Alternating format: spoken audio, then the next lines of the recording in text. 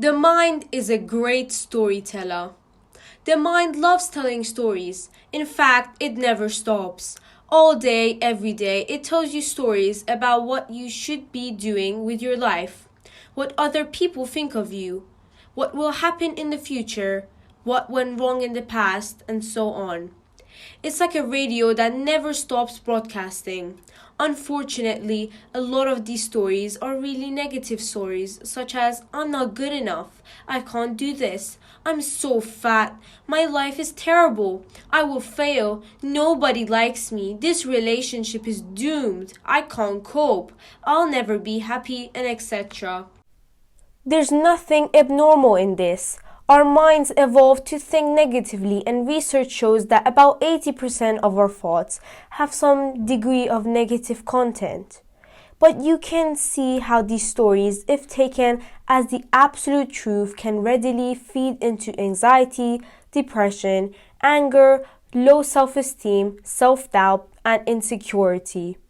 Most psychological approaches regard negative stories as a major problem and make a big fuss about trying to eliminate them. Such approaches will advise you to try to rewrite the story, making it positive, get rid of the story by repeatedly telling yourself a better one, distract yourself from the story, pull the story away, or argue with the story and debate whether it's true or not. But haven't you already tried methods like these? The reality is, they simply will not get rid of negative stories in the long run. In ACT or ACT, the approach is very different. Negative stories are not seen as a problem in their own right. It's only when we fuse with them, when we react as if they were the truth and give them our full attention. That is when they become problematic. When we read about celebrities in the tabloids, we know that many of the stories are false or misleading. Some are exaggerated for effect, others are made up entirely. Now, some celebrities take this in their stride. They accept it as part of being famous and don't let it get to them. When they notice ridiculous stories about themselves, they just shrug it off. They certainly don't waste their time reading, analyzing, and discussing them. Other celebrities, though, get very upset about these stories. They read them and dwell on them, rant and complain, and lodge lawsuits which are stressful and eat up a lot of time, energy, and money. Diffusion allows us to be like the first set of celebrities. The stories are there, but we don't take them seriously, we don't pay them much attention, and we certainly don't waste our time and energy trying to fight them. In ACT, we don't try to avoid or get rid of the story. We know how ineffective that is. Instead, we simply acknowledge this is a story. Naming your stories. Identify your mind's favorite stories, then give them names such as the loser story, or the my life sucks story, or the I can't do it story. Often there will be several variations to a theme. For example, the nobody likes me story may show up as I'm boring, the I'm undesirable story as I'm fat, and the I'm inadequate story as I'm stupid. When your stories show up, acknowledge them by name. For example, you could say to yourself, yes, I recognize this, that old favorite, the I'm a failure story, or aha, when here comes the I can't cope story. Once you've acknowledged a story, that's it. Just let it be. You don't have to challenge it or push it away, nor do you have to give it much attention.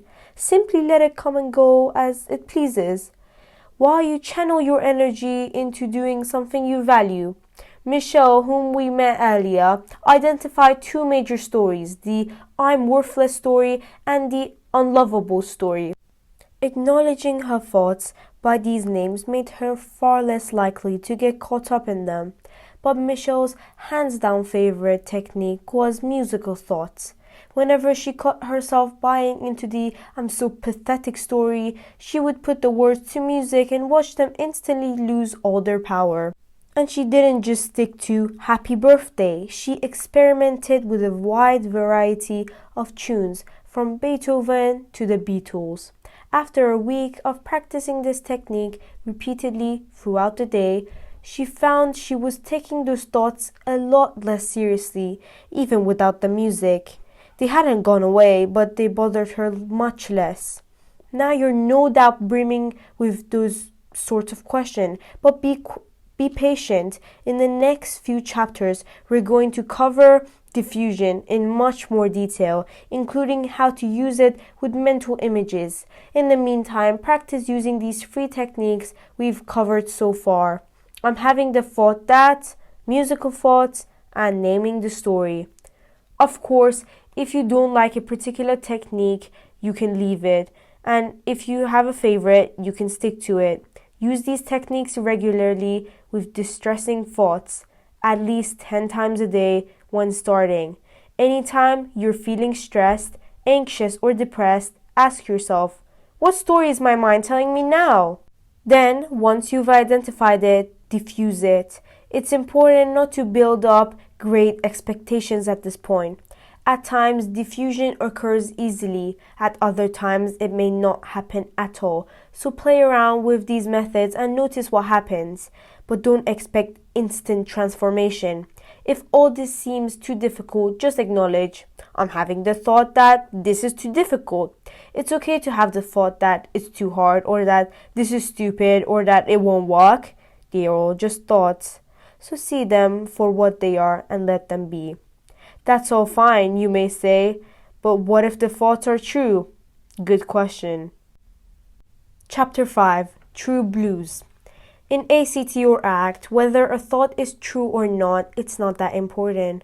Far more important is whether it's helpful, truthful or not. Thoughts are nothing more than words. If they're helpful words, then it's worth paying attention to them. If they're not helpful, then why bother? Suppose I am making some serious mistakes in my work, and then my mind tells me, you're so incomplete. This is not a helpful thought. It doesn't tell me what I can do to improve the situation. It's merely demoralizing. Putting myself down is pointless. Instead, what I need to do is take action, brush up on my skills, or ask for help. Or suppose I'm overweight and my mind tells me, oh, you're a lump of lard. Just look at that belly. It's disgusting. This thought is not helpful. It does nothing but blame, disparage, and demoralize. It doesn't inspire me to eat sensibly or exercise more. It just makes me feel lousy. You can waste a lot of time trying to decide whether your thoughts are actually true. Again and again, your mind will try to suck you into that debate. But although at times this is important, most of the time it is irrelevant and wastes a lot of energy. The more useful approach is to ask, is this thought helpful? Does it help me take action to create the life I want? If it's helpful, pay attention. If it's not, diffuse it. But I hear you ask, what if that negative thought is actually helpful? What if telling myself I'm fat actually prompts me to lose some weight? Fair enough. If a negative thought does actually motivate you, then by all means make use of it.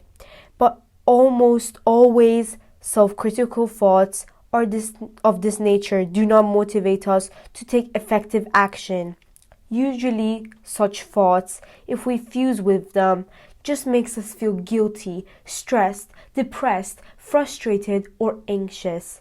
And usually, people with weight problems react to those unpleasant emotions by eating even more food in a futile attempt to feel better. In ACT or ACT, we place great emphasis on taking effective action to improve your quality of life. In later chapters, we'll look at how to do this. For now, suffice to say, thoughts that criticize you, insult you, judge you, put you down, or blame you are likely to lower your motivation rather than increasing it. So when troublesome thoughts pop into your head, it may be useful to ask yourself one or more of these following questions. Is this an old thought? Have I heard this one before? Do I gain anything useful from listening to it again? Does this thought help me take effective action to improve my life? What would I get for buying into this thought? At this point, you may be wondering, how can you tell whether a thought is helpful or not? If you're not sure, you can ask yourself, does it help me to be the person I want to be? Does it help me to build the sort of relationships I like? Does it help me to connect with what I truly value? Does it help me in the long term to create a rich, full, and meaningful life? If the answer to any of these questions is yes, then the thought is probably helpful, and if not, it's probably unhelpful. If the answer to any of these questions is yes, then the thought is probably helpful, and if not, it's probably unhelpful.